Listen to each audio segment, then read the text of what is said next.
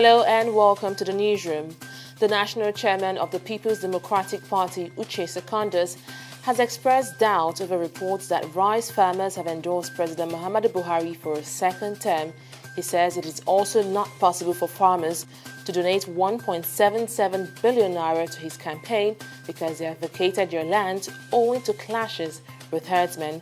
The PDP chairman says the murder of the immediate past Chief of Defense Staff, Air Chief Marshal Alex Bade, shows the level of insecurity in the country.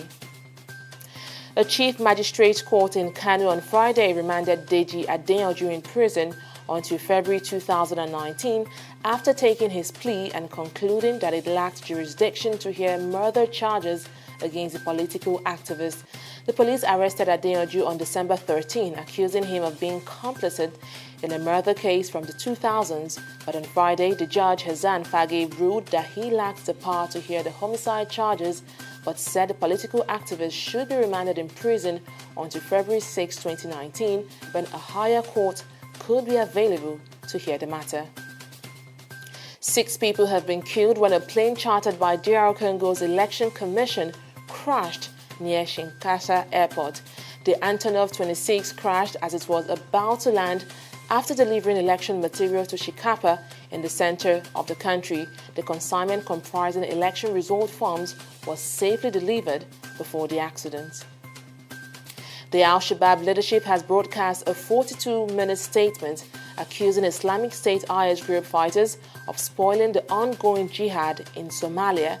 Through their spokesperson Ali Mohammed, the group called on its fighter to carry out attacks to wipe out IS fighters. Mohammed said the IS fighters were a deadly disease and a cancer. IS has been mounting noticeably more attacks in Somalia in recent months following the group's loss of its caliphate heartland in Syria and Iraq last year. Belgium is due to extradite a former Rwandan army major, Bernard Ntuyahaga, to Rwanda. Ntuyahaga was released from a Belgian jail in June but remained in a refugee center as he sought asylum in Belgium. He has described efforts to send him back to Rwanda as a death sentence. 20 migrants have died in Algeria a day after the boat they were traveling in caught fire. 29 people were aboard the ill-fated boat. A Liberian-flagged vessel assisted the boat and rescued 9 people, including 2 newborn babies, the agency said, adding that some had suffered burns. The Trump administration is planning to withdraw thousands of troops from Afghanistan.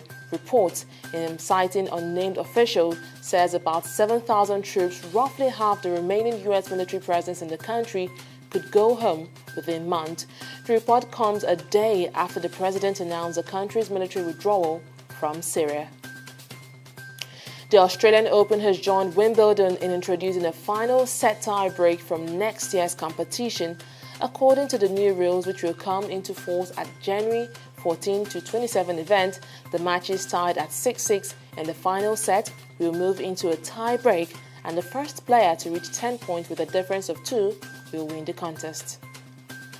And that's the latest from across the globe. Thank you so much for joining us. I am Fidelia Aguncha.